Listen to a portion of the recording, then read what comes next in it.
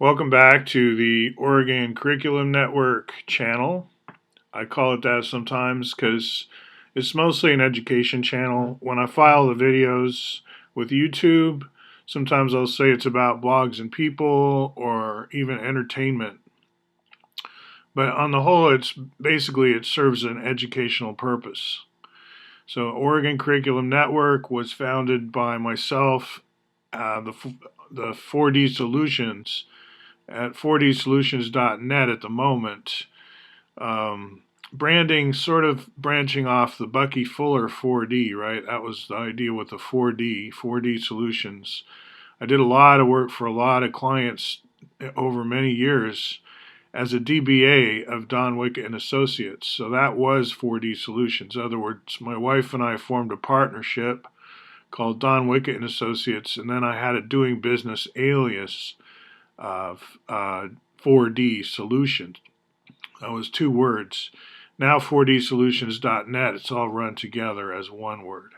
I also used to use PDX4D a lot as my email handle. PDX is the three-letter airport code for Portland, and again 4D. So that's kind of an old practice for me. And I'm thinking, it's Einstein-y sounding, the fourth dimension is time and all that. But if you've watched a lot of my videos, you know that 4D has special meaning in synergetics, which is something you won't be learning this September as you go to your schools, pretty sure. Middle school, high school, whatever. American literature, there's a lot of math in it. You could take it up in computer science. There's so many places to connect to this curriculum, but it's kind of an underground curriculum right now. Partly because Bucky didn't keep his mouth shut about things. Okay, so I wanted to correct something. It's not really FDR, right? This Roosevelt that we have with the monocle here and the tie. I was saying yesterday in my previous video of yesterday, we toured the east end of Hawthorne. The idea being in place-based education, right? You've got your school of tomorrow, home of tomorrow. Like that guy in the movie, The Home of Tomorrow, he's homeschooled in a dome. Pretty cool. But what's the curriculum? And so that was where the School of Tomorrow kind of branched off. The School of Tomorrow has the Calculator of Tomorrow, which is these desktop computing surfaces that aren't just scientific calculators. Like if you've already got your new scientific calculator for school next year in September coming right up, this is August, you're on that all children left behind track, right? Like, why are you getting on a bus and going across town when what you need is a personal workspace that's safe and secure and where you can focus and study, and you need a large computing surface, right? So that you can do all this homework. Otherwise, how are you going to learn any of this? You can't do any of this even on a phone. Like, you need more than just a phone. You need an actual study carrel or pod to do your schoolwork. And this is being avoided by the adults. Just as they don't want to talk about curriculum really anymore, if you've noticed. Education president, good luck. All right, so hitting click, is that how this works? So those of you who are lucky enough to be in the School of Tomorrow, you already know what A modules are. What else do you know? S modules, a little more advanced. We can scale those up and down by scale factor of phi. The volume goes up and down to the third power of that, and we're used to that now, right? From just in generic scaling works that way. It's nothing special about the modules. It's just any shape. If you double all the edges, you keep the shape identical to itself. So it almost looks like it's just going further away or coming closer. Because when something comes closer, it doesn't have to change shape at all. It could just get bigger in all dimensions. And it's linear and aerial. It appears to be getting bigger. And that's what we mean by keeping shape the same but changing the size, or sometimes we say the frequency.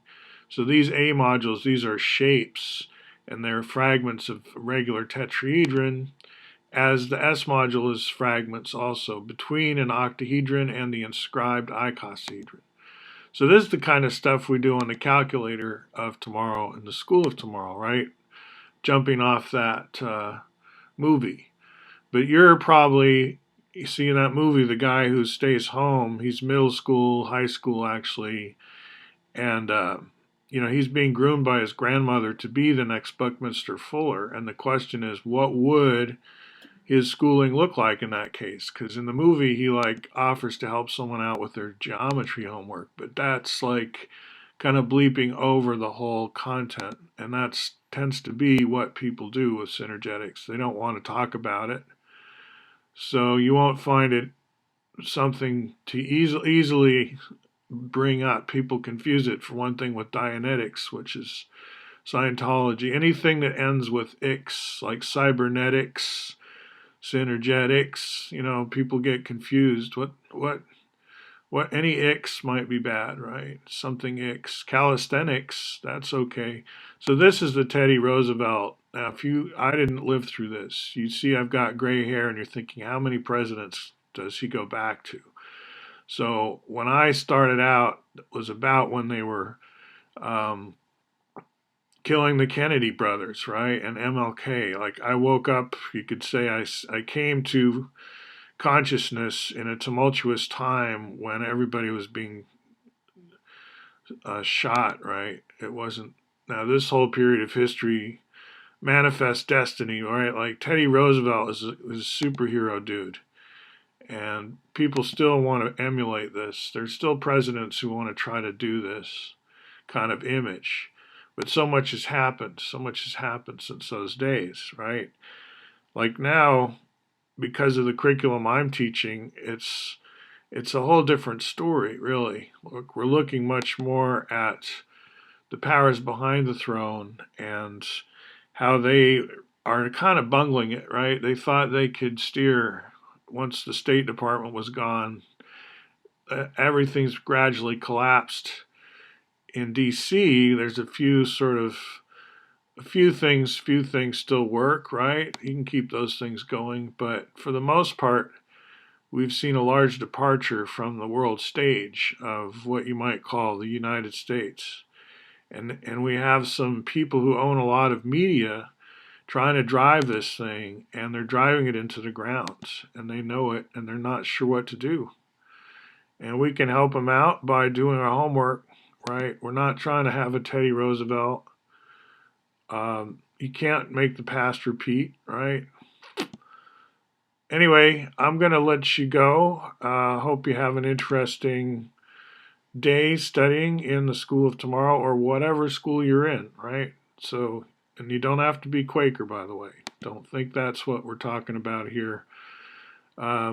Reading old comics, by the way, you can learn a lot of history. So I would recommend looking online for sources of really old comics and learn some history that way. All right, talk to you soon.